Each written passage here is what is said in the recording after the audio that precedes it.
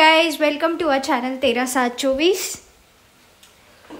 तर जे नवीन आहेत त्यांच्यासाठी वेलकम आणि जे जुने आहेत त्यांच्यासाठी पण वेलकम, पण जे जुने आहेत त्यांच्यासाठी वेलकम बॅक। तर आज आपण बनवतोय खिमा म्हणजे चिकन खिमा। तर याची रेसिपी अर्धा तर बनवून झाले, पण मी तुम्हाला ओरली सांगतो याची रेसिपी कशी असते। याच्यामध्ये सगळ्यात आधी खडे मसाले थोडेसे फ्राय करून घ्यायचे तेलामध्ये खडे मसाले जरा फ्राय केले की मग त्याच्यामध्ये बाकीचे मसाले टाकायचे, तिखट वगैरे, आणि कांदा फ्राय करून घ्यायचा। असं ब्राउनिश कांदा झाला मग त्यामध्ये टोमॅटो टाकायचा आणि जिंजर गार्लिक पेस्ट टाकायची। आता आम्ही रेडीमेड वापरली आहे, तुम्ही घरी बनवून सुद्धा टाकू शकता जिंजर गार्लिक पेस्ट। आणि त्याला एक छानशी अशी तरी यायला पाहिजे, असं तेलाची अशी मस्त तरी यायला पाहिजे, लालसर जी आली नाहीये, आली नाही आली नीट बघ। तर शेफ तेजस त्यामध्ये मग टाकायचं चिकनचा खिमा म्हणजे मी नाही दाखवणार तो। पीसेस एकदम छोटे छोटे करून टाकायचे, जे असे ऑलरेडी करून ठेवलेत मी। लगेच एका दिवसात शेफ झालाय। चिकन हे मला खूप छान बनवता येतो। खरा शेफ तो जो किचन पण आवरतो घाण केल्यावर। मग ती तू आहेस? नाही, ती नॉनव्हेजचं तू साफ करणार आहेस। मम्मीने मला बोलता कामा नाही।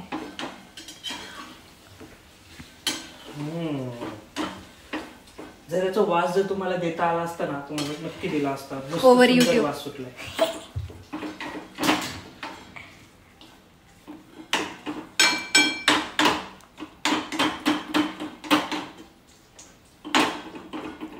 तो खिमा आहे, तुला करायची गरज नाहीये।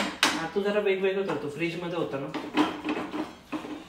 त्यामुळे थोडं वेगवेगळं करतो। धुवून नाही घेतलास घाणेरड्या? घेतलं मी, धुवून घेतलं होतं ऑलरेडी।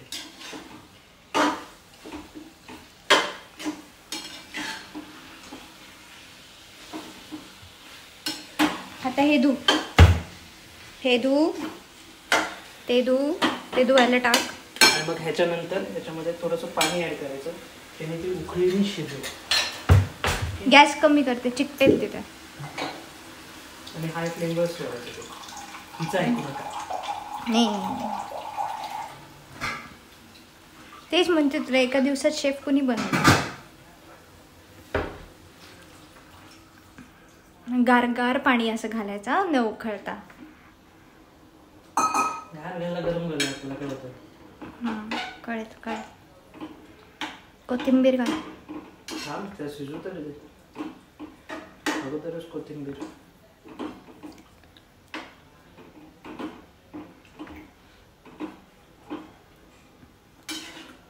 तर आपला इथे खिमा शिजतोय, त्याला शिजू द्या। आणि इथं कावळा आला खिमाचा वास बघून लगेच, त्याला शिजू दे।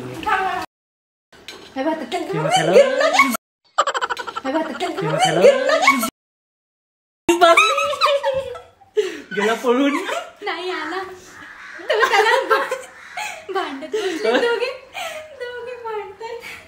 कावळ्याची जीभ भाजली आहे, थांबलीच।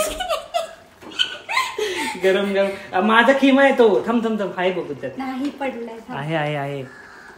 आता बघा तो कसा हकलतो। त्याची परत एकदा जीभ भाजूया। दुसरा आला, त्याची पण जीभ भाजणार आहे। या लवकर आला। बघितलं त्यांनी, आता जीभ बघा कशी भाजते त्याची।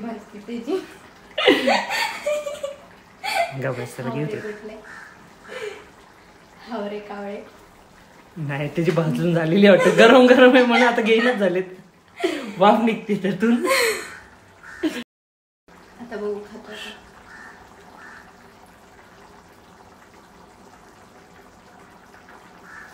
नाही, गरम आहे, त्याला कळलंय, जीभ भाजती, गरम आहे। किती आहे बाद झालं। तोपर्यंत तिथे आपला खिमा शिजतोय आणि रेडी होतोय।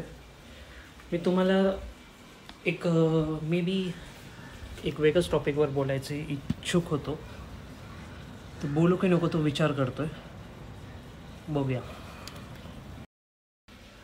तर मग बोलतो मी त्याबद्दल। मी कोकण हार्टेड मराठी गर्ल हिला फॉलो करतो, आणि त्याचबरोबर Marathi big boss winner Suraj Chavan याला सुद्धा फॉलो करतो। आपण बरेच जण करतात, आपण लाखो करोडो लोक त्यांना फॉलो करतात, त्यांना बघतात आणि त्यांचे फॅनही आहेत. त्यातलाच मी सुद्धा एक आहे, त्या लाखो करोडो पब्लिकमधला मी सुद्धा एक छोटासा असा फॅन म्हणता येईल, जो एक छोटंसं यूट्यूब चॅनल आता चालू केलं आहे आणि थोडंसं त्या रेसमध्ये पार्ट घ्यायची इच्छुक आहे. पण बघता बघता हे मराठी कोकणाटेड गर्लचे व्लॉग्स बघत होतो. मराठी कोकणाटेड गर्ल ही बारामतीला गेली होती सूरज चव्हाणला भेटायला. त्यावेळेस काही गोष्टी खटकल्या, तिलाही खटकल्या, मलाही खटकल्या आणि मे बी अजून बऱ्याच लोकांना खटकल्या, जे यूट्यूबला बरेच लोकांनी कमेंट्स केले आहेत, आपले व्ह्यूज शेअर केले आहेत. मी पण म्हटलं माझा पण व्ह्यू शेअर करतो. सूरज चव्हाण हा एक अत्यंत साधा, भोळा, एकदम निरगस मुलगा आहे. त्याला जसं लोक सांगतात तो तसं ऐकत जातो. त्याला सगळी लोक पटतात. त्याला कोण चांगलं कोण वाईट याचं एवढं मला नाही वाटत एवढं जास्त कळत असेल. तो सगळ्यांनाच खूप छान मानतो, खूप चांगला मानतो, आपले मानतो. जे त्याच्याकडे येतात खुल्या मनाने त्याला भेटतो, त्यांच्या गोष्टी ऐकतो आणि सगळं करतो. पण मराठी हार्टेड गर्लचे व्हिडिओज बघताना मला काही गोष्टी अशा म्हणजे काय सांगायचं चुकीच्या वाटल्या.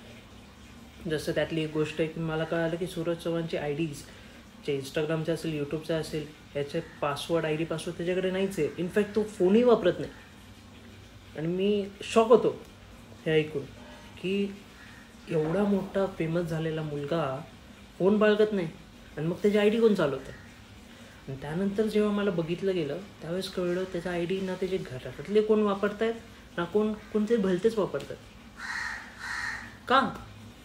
मग मी त्यांच्याबद्दल रिसर्च करायला गेलं, त्यांचं काहीच नाही आहे, काहीच करत नाहीत. ते सूरज चव्हाणला हेल्प करत असतील, मदत करत असतील. पण मला एक म्हणायचं आहे, दादा आता ID स्वतःकडे घ्यायला सुरुवात कर. नसेल जमत तर शिक, कारण ही दुनिया तुला जशी वाटते तशी नाही आहे. सगळीच जणं चांगले असतील असं नाही आहे. बिग बॉसमध्ये मे बी तुला सगळीच चांगली लोकं मिळाले, पण आपण आता नवीन आणि बाहेरच्या जगात आलो आहे. हे कोकणाटक गर्लनीसुद्धा बोललं आहे, हे मीही म्हणतो आणि मे बी अजून लाखो पब्लिक तुला म्हणेल की आता सगळ्या गोष्टी हळूहळू शिक आणि आता स्वतःकडे घे. मदतीला लोक ठेव, पण ते फक्त मदतीला ठेव, त्यांच्या हातात सगळ्या गोष्टी देऊ नको.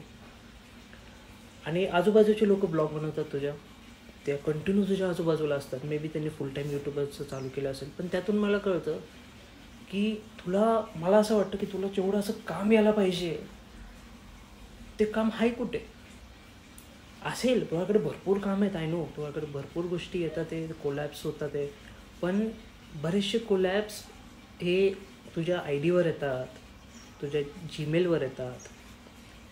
ते तू आता बघायला चालू करायला पाहिजे. ते तू डिसाईड करायला पाहिजे की तू कुठल्या कोलॅबला किती इन्कम असायला पाहिजे, तुझा काय असायला पाहिजे, तू स्वतः डिसाईड करायला पाहिजे.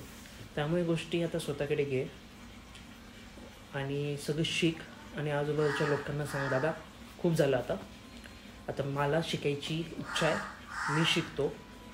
तू मॅनेजर ठेव, तू असिस्टंट ठेव, ते तुला सगळ्या गोष्टी असिस्ट करतील, तुला सांगतील, जे न कळत असं सांगेल. त्याला मे बी तू पैसे दे, जे तुझे यूट्यूबवरनं तर भरपूर येत असणार, तो यायलाच पाहिजे. आणि नसेल येत तर दादा एकदम बघ त्याच्यावर कुठलं बँक अकाउंट लिंक्ड आहे, कोणाचं बँक अकाउंट लिंक्ड आहे, सो दुसऱ्या कोणाचं येतं तर आता तुझं बँक अकाउंट पाहिजे त्याच्यावर. या सगळ्या गोष्टी बघ, या गोष्टी समज आणि सगळ्या गोष्टी स्वतःकडे घे. आता दुसऱ्यांवर अवलंबून राहणं हे चुकीचं आहे. मग ते कुणीही असो, आपल्या घरातले असो, आपला जवळचा मित्र असो, कोणावरही अवलंबून राहायचं नाही. आणि जेवढं मी तुला फॉलो करतो ह्याच्या आधीसुद्धा असं झालं होतं आय गेस. जो तू ओपनिंगला जायचा लोकांच्या, त्याचे पैसे काहीतरी वेगळे यायचे आणि तुला काहीतरी वेगळेच द्यायला जायचे, हे असं व्हायचं तुझ्यासोबत. त्यामुळे त्याच्यावरून शिक, गोष्टी स्वतःकडे घे, एवढंच म्हणायचं आहे. आणि मे बी जर हा मी खूप छोटा यूट्यूबर आहे, त्यामुळे मला नाही वाटत हा व्हिडिओ जास्त लोकांपर्यंत पोहोचला, जास्त लोकांना फरक पण पडेल त्याच्या आजूबाजूच्या लोकांना.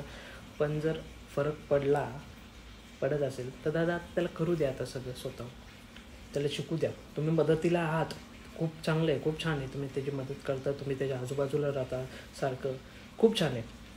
पण आता त्याला त्याचं शिकू दे, त्याला त्याचं कळू दे गोष्टी, दुनिया सगळ्या कशा चालतात, काय चालतात.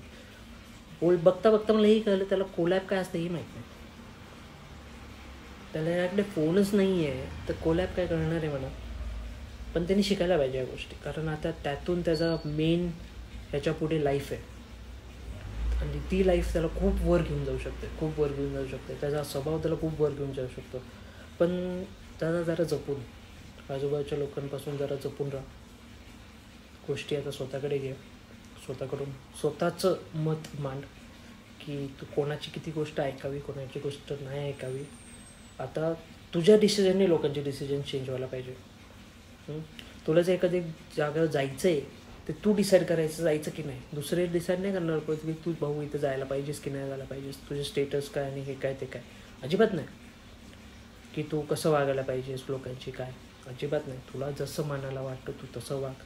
तुला कुठल्या कोलॅब घ्यायचा असेल तो कोलॅब घे, कुठलं काम घ्यायचं ते घे, तुझे काम नाही घ्यायचं ते नाही म्हणायचं. म्हणजे नाही घ्यायचं दादा, नाही म्हणजे नाही. तुम्ही किती फोर्स करा मी घेणार नाही. तर हेच बोलायचं होतं. मे बी आय होप मी काही चुकीचं बोललेलं नाही आहे, आणि जर चुकीचं बोललं असेल तर दादा माफ कर. जर हा व्हिडिओ तुझ्यापर्यंत पोचला तर एकदा विचार कर, ठीक आहे. तर मग आपण आता बघूया की माझा खिमा काय करतोय. बस कर, लय बोलला. माझा फोन द्या, माझा फोन आण. अंधारा. हा मस्त वास सुटलाय.